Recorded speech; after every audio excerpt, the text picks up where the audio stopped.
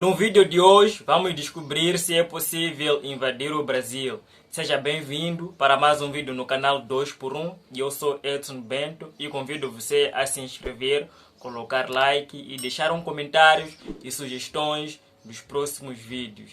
Seja bem-vindo mais uma vez e vamos descobrir se é possível invadir este grande país que é o Brasil.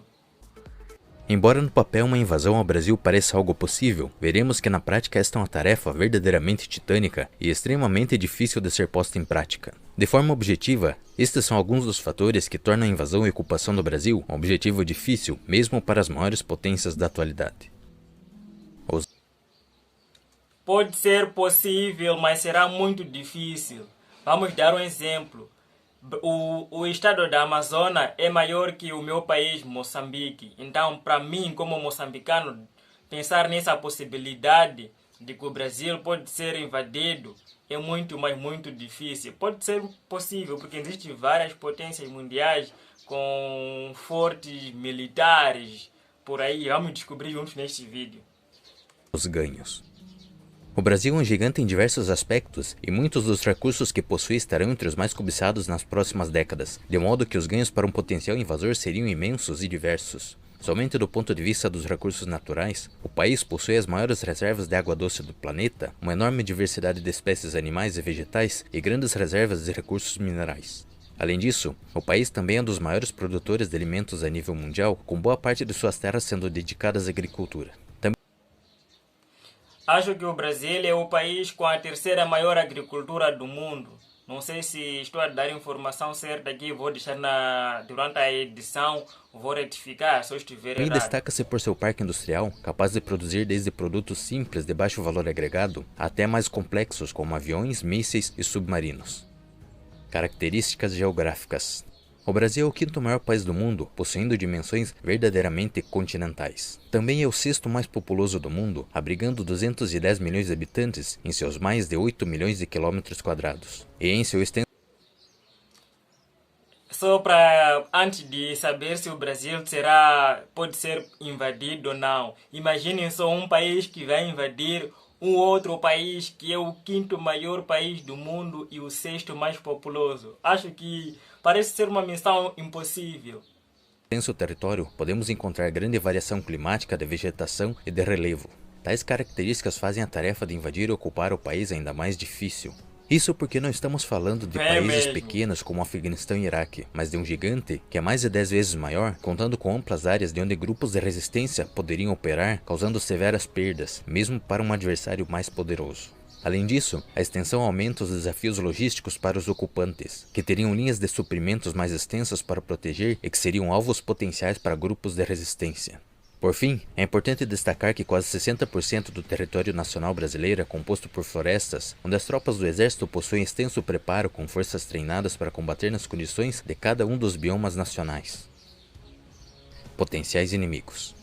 Embora o Brasil seja considerado atualmente um país pacífico no cenário internacional e que não se envolve em conflitos, consideraremos um cenário hipotético onde este seria alvo de uma agressão externa. Dentre os potenciais inimigos, podem ser excluídos de imediato os países vizinhos. Isso porque mesmo os mais capazes deles não são adversários militares à altura do Brasil. A Venezuela. Sim, o Brasil na América é um país muito, mas muito poderoso. Não só na América, mas comparando com os países vizinhos do Brasil, não chegam nem aos pés. A Argentina é muito, mas muito inferior ao Brasil. Venezuela, que possui alguns dos meios militares mais capazes do Cone Sul, como os caças Su-30 MKV e os tanques T-72B1V, não possui capacidade logística para deslocar suas forças de forma segura pelo território nacional para atacar as cidades mais importantes do país, que estão milhares de quilômetros distantes da fronteira, pois E já podemos cancelar a chance da Venezuela invadir o Brasil. Atualmente a Venezuela está passando por uma crise financeira muito, mas muito elevada. Então pensar nessa possibilidade de um dia vir a invadir o Brasil é quase que impossível. Carece de meios como um avião para reabastecimento em voo. Já o Chile, Embora opere caças F-16 e possua a capacidade de reabastecer estes em voos, e mesmo que seja capaz de obter algumas vitórias sobre a Força Aérea Brasileira, será simplesmente incapaz de impor o domínio absoluto dos céus ou de explorar tal vantagem em apoio às suas tropas em terra, devido ao número limitado de aeronaves que possui. Além disso, a partir de 2021, o Brasil começará a receber os novos caças Gripens comprados da Suécia e que são amplamente superiores a qualquer outro operado pelos países da região. Por estes motivos, descartaríamos uma tentativa de invasão pelos vizinhos mais próximos, ou mesmo por uma coalizão deles, já que mesmo assim as capacidades seriam insuficientes para submeter o Brasil. Apesar disso, não podemos descartar a possibilidade de que o território de algum deles possa ser usado como um trampolim para uma invasão de uma grande potência militar. Na atualidade, os únicos países capazes de organizar uma invasão ao Brasil seriam Estados Unidos, Rússia, China ou uma coalizão da OTAN. Mas a Rússia e a China não fazem parte daquela associação que tem o nome da BRICS. Eu acho que é adversária da OTAN. Como assim que seria possível? Acho que a Rússia e a China têm muitos negócios com o Brasil, né? No entanto, Rússia e China podem ser descartadas de imediato, pois embora esses países possuem capacidades militares verdadeiramente impressionantes, suas capacidades de projeção de poder ainda são limitadas, o que significa que as possibilidades de deslocarem milhões de soldados para a América do Sul em segurança são bastante baixas.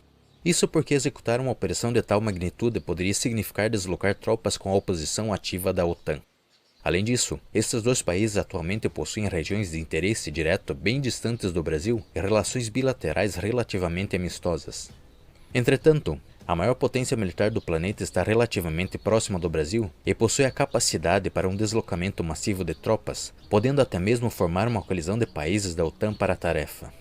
Mas como dito antes, o Brasil não é um Afeganistão ou Iraque, mas sim um país de dimensões continentais com mais de 200 milhões de habitantes, de modo que os recursos para tal operação seriam largamente superiores aos exigidos para a invasão desses países, pelo menos do ponto de vista logístico. O custo de oportunidade. Custo de oportunidade é um termo da economia que indica o que você deixa de ganhar ao tomar determinada decisão. Em nosso contexto, é o custo que uma invasão ao Brasil acarretaria para o agressor. Neste cálculo, entram não só os custos econômicos para os preparativos e equipamentos, mas também as baixas esperadas do lado agressor. E além disso, entram também os problemas que isso poderia acarretar na região e em outros lugares do mundo pelo deslocamento de forças e a instabilidade gerada pelo conflito, seja ela de ordem militar ou econômica. Em nosso vídeo anterior, falamos também sobre como as grandes potências costumam intervir para tornar a guerra mais difícil para seus adversários, já que isso favorece os seus interesses. Neste contexto, uma eventual invasão da OTAN ou Estados Unidos muito provavelmente faria com que Rússia e China enviassem auxílio, mesmo que de forma indireta. Este auxílio provavelmente Sim. Acredito também que a Rússia e a China poderiam intervir caso que o Brasil fosse invadido por um país muito grande como os Estados Unidos. Até porque tem uma boa relação esses dois traduzirem países. Armas e equipamentos com a finalidade de tornar a vida dos invasores mais difícil e prolongar o conflito.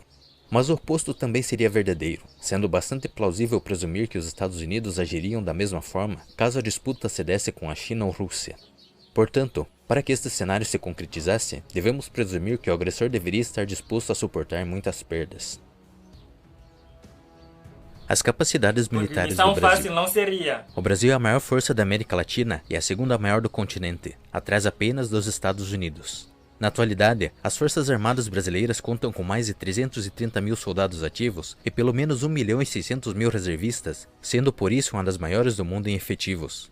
Além disso, a Constituição brasileira estabelece que os integrantes das polícias militares também são parte da reserva do Exército, o que aumenta o contingente em pelo menos 500 mil soldados.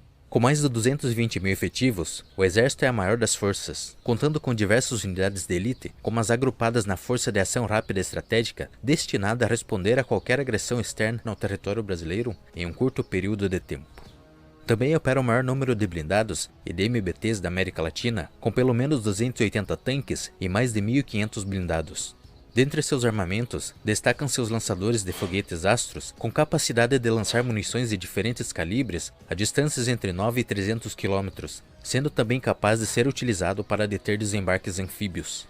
Por sua vez, a Força Aérea Brasileira conta com mais de 80 mil efetivos e pelo menos 700 aeronaves, sendo a maior e mais poderosa da América Latina. O inventário de aeronaves compreende drones para vigilância, aeronaves de asas rotativas, caças e até mesmo aeronaves de vigilância aérea, como o Embraer EMB-145, que além de aviões hostis, é capaz de rastrear até mesmo mísseis de cruzeiro. E embora atualmente os caças supersônicos da Força Aérea Brasileira sejam os F-5, que foram modernizados pela Embraer e que possuem várias tecnologias presentes em caças de quarta geração, ainda em 2021 deverão ser entregues as primeiras unidades do Gripen NG, que é um dos caças mais avançados e capazes de sua geração e que porá a FAB em um novo patamar. Além disso, o Brasil dispõe de pelo menos 4.000 aeroportos que poderiam ser utilizados pela Força Aérea para 4.000 aeroportos! 4.000 aeroportos! Isso é muito! Só para comparar que aqui em Moçambique nem tem mais de 13 aeroportos aqui em Moçambique. realizar missões por todo o território brasileiro. Já a Marinha Brasileira é a maior e mais poderosa marinha da América Latina, sendo a única da região com capacidade de projeção de poder. Com mais de 80.000 efetivos e mais de 110 embarcações, destaca-se também por operar 6 submarinos, como os modernos da classe Riachuelo, de fabricação local e que são derivados dos avançados submarinos franceses da classe Scorpion. No continente americano, o Brasil só perde por Estados Unidos da América. Só e só, porque é a maior da América Latina e no continente é o segundo país mais desenvolvido. Aqui, em termos de poder militar, também é a mesma coisa. Não muda nada. Só perde pelos Estados Unidos da América. O Brasil é um país muito, mas muito grande. E muito poderoso também. Por isso que seria muito, mas muito difícil um país ir invadir. Até porque possui também laços amigáveis com grandes países como a Rússia, a China, Estados Unidos também da América. Por isso que seria muito, mas muito difícil um país decidir invadir o Brasil. Conta também com um porta-helicópteros, 7 fragatas, 2 corvetas e navios de desembarque anfíbio e para logística, além de navios patrulhas de menor porte para as vias fluviais nacionais.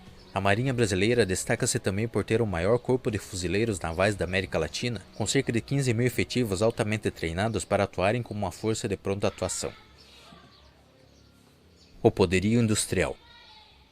Em seu território, o Brasil produz várias das armas que utiliza em suas forças armadas, que vão desde armas leves, passam por mísseis antitanque e inclui também várias aeronaves que estão entre as mais capazes de sua categoria. No entanto, o portfólio não se limita a isso, mas inclui também blindados, mísseis e foguetes, radares e até mesmo submarinos.